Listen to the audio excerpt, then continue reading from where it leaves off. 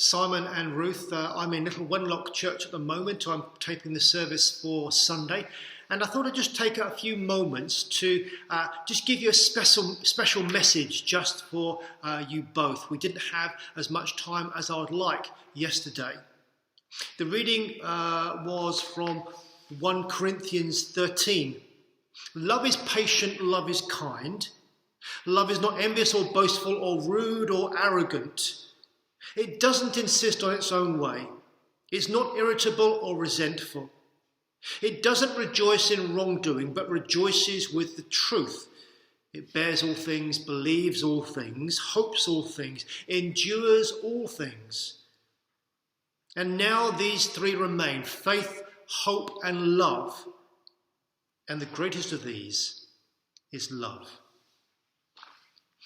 There is a story of a new housing development being built. And onto that development moved family after family.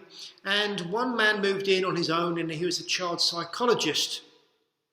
And he used to drive the parents of this estate absolutely mad, because whenever he saw them telling off a child, he would go and interrupt and interfere. He would say, "No, that's not the way. Love is the way.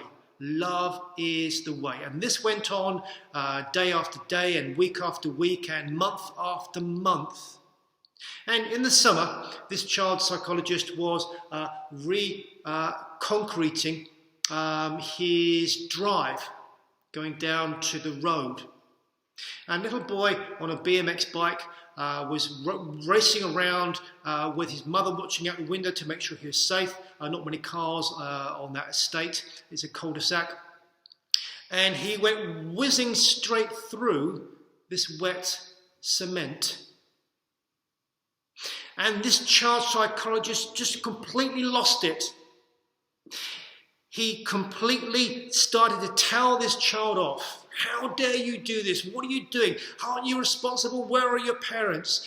This made the mother who was watching, this made her delighted.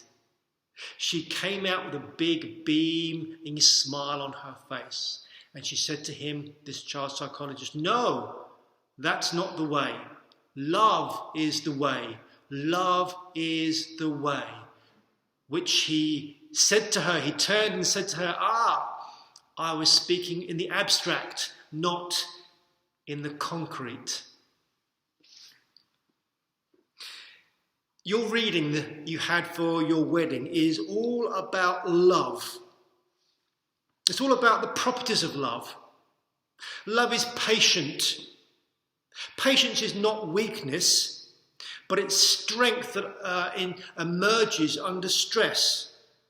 Love is kind. A kind person is good spontaneously to others, never wavering in their devotion, not discouraged even in the face of sometimes ingratitude. Love is not jealous or boastful. It desires good gifts for self, which is right, but it's not envious of other people who have lovely gifts, which would be wrong. Loves help us to put things into perspective, including our own gifts and achievements. Love is not arrogant or rude. It doesn't puff oneself up with a sense of one's own importance. It's not rude because that would be hurtful to others. Love doesn't insist on its own way. It insists on the well-being of others first and foremost, and not an assertion first and foremost of self-interest. Love is not irritable or resentful. It keeps no record of wrongs. It's not mean. It's not difficult to live with. Love is forgiving. Love does not hold grudges. Love does not rejoice in wrongdoing, but rejoices with the truth. Love helps us to know what is true and what is just plain wrong. Love always protects, always trusts, always hopes, always perseveres. Now, Simon and Ruth, that's a pretty tall order as you go forward in your married life. But you're not alone. God is love. You could substitute the word God for love in all of those sentences in our reading. God is patient and kind.